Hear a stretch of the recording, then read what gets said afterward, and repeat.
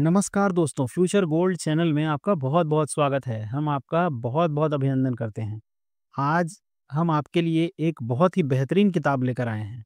दोस्तों, ज़िंदगी में रिस्क तो हर किसी को लेना पड़ता है और ये रिस्क हमको कैसे लेना चाहिए, इसी के लिए एक बेहतरीन किताब आपके लिए आज लेकर आए हैं, जिसका नाम है द आर्ट ऑफ रिस्क।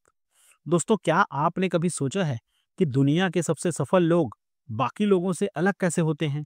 क्या उनके पास ज़्यादा पैसा था, बेहतर पढ़ाई थी या भाग्य उनका साथ दे रहा था? शायद इनमें से कुछ बातें सही हों, लेकिन असली फर्क उनके रिस्क लेने के तरीके में छिपा है। किताब द आर्ट ऑफ रिस्क हमें सिखाती है जोखिम उठाने की कला। रिस्क वो चाबी है दोस्तों, जिससे नए दरवाजे खुलते हैं।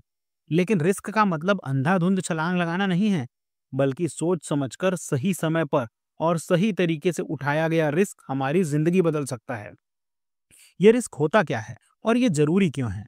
रिस्क यानी अनिश्चितता। कभी बिजनेस शुरू करना, कभी नए शहर में जाना, कभी किसी रिश्ते को निभाने की कोशिश करना, ये सब रिस्क है दोस्तों। सवाल ये है कि रिस्क हमें डराता क्यों है? क्योंकि हमारा दिमाग हमें सुरक्षित रखना चाहता है। लेकिन अगर इंसान हमेशा सेफ जोन में रहता, तो शायद आग का आविष्कार ही ना होता, ना ही हम चांद पर कदम रख पाते, क्योंकि हर जगह तो रिस्क ही था ना दोस्तों। लेखिका इसीलिए कहती हैं, risk is not danger, it's opportunity. दोस्तों, जोखिम सिर्फ खतरा नहीं है, बल्कि मौके का दूसरा नाम भी है। दोस्तों, मैं आपको बताना चाहूंगा कि इस किताब में दिमाग के दो हिस्सों के बारे में बताया गया है। पहला हिस्सा है एमिडाला, जो डर और खतरे की घंटी बजाता है। दूसरा है प्रीफ्रंटल कॉर्टेक्स, जो तर्क और योजना बनाता है।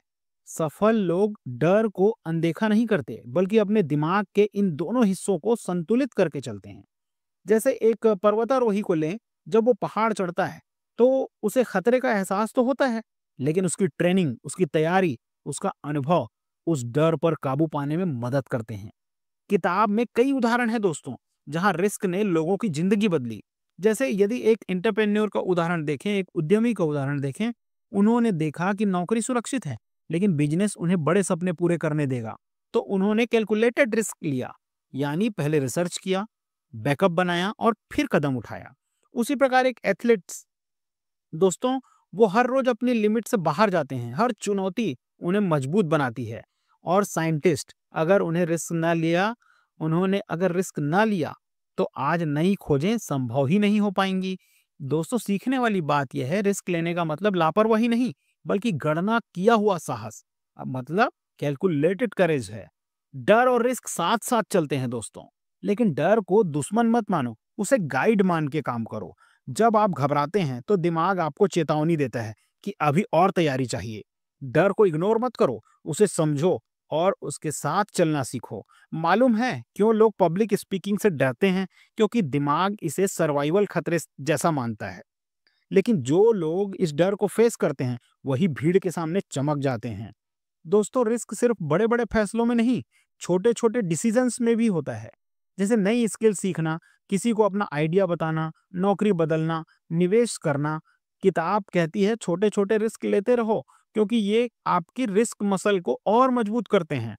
जितना अभ्यास करेंगे, उतना बड़ा रिस्क लेना आसान होता जाएगा।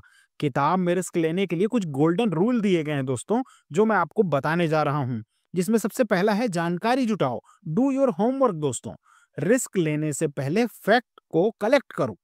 दूसरा है छोटे-छोटे स्टेप लो, टेक स्मॉल बेट्स। दोस्तों, पहले छोटा रिस्क लो, फिर बड़ा, और बैकअप प्लान रखो ताकि असफलता घातक ना हो। सपोर्ट सिस्टम बनाओ दोस्तों, मेंटर से सलाह लो। फेलर को स्वीकारना, असफलता भी सीखने का ही हिस्सा है, इसलिए जब कभी फेल हो जाओ तो उसे स्वीकार करो और उसकी गलतियों से सीख कर आगे बढ़ने की कोशिश करो। दोस्तों, द आर्ट ऑफ रिस्क हमें यही सिखाती है, रिस्क लेना मतलब बेवकूफी नहीं है, बल्कि समझदारी से मौके का फायदा उठाना है। डर को दुश्मन मत समझो, उसे रास्ता दिखाने वाला गाइड बनाओ।